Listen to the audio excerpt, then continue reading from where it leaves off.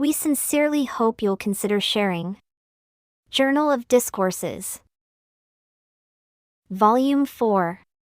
Discourse 18. Delivered in the Tabernacle, Great Salt Lake City, November 9, 1856.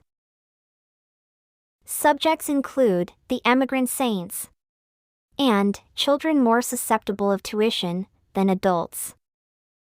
By Heber C. Kimball. We have had some good instructions, and as far as I have knowledge they are all true.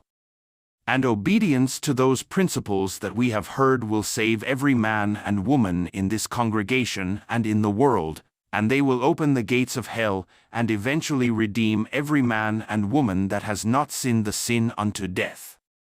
Many suppose, and I used to suppose so from what the sectarians taught me, that people went to hell for good, but I can tell you that there will be a great many who will go there for evil and not for good.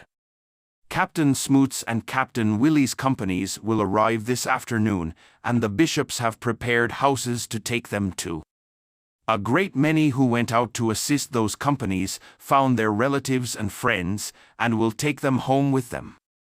It is expected that the people will send in their offerings, and that the bishops will report to Brother Hunter, their presiding bishop, that he may direct the distribution of the provisions and comforts of life to the newcomers.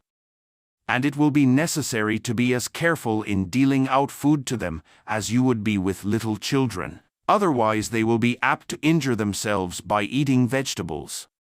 Now do you understand me? Let your offerings be to your bishops, that they may be able to issue and control them in wisdom.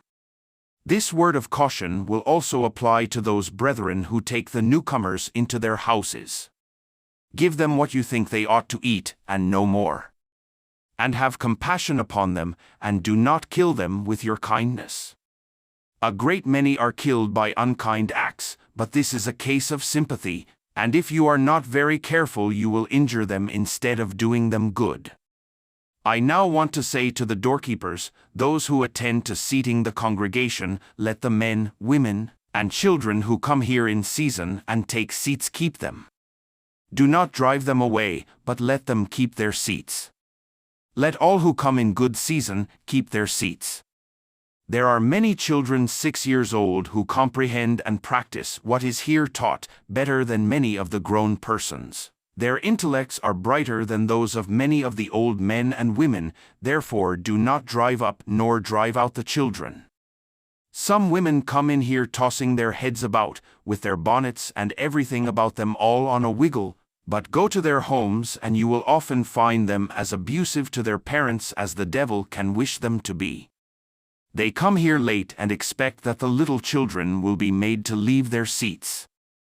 I will illustrate the difference between the temperaments of the old and young by referring you to the buffaloes on the plains, as most of you had a chance to observe their habits. If I wish to domesticate buffaloes, I will take none but the calves, for I can do nothing with the old ones. They have become too set in their wild ways. But I can take the calves and learn them to work and give milk, and learn them to become domesticated and useful. Amen. You were just listening to remarks by President Heber C. Kimball, delivered in the Tabernacle, Great Salt Lake City, November 9, 1856.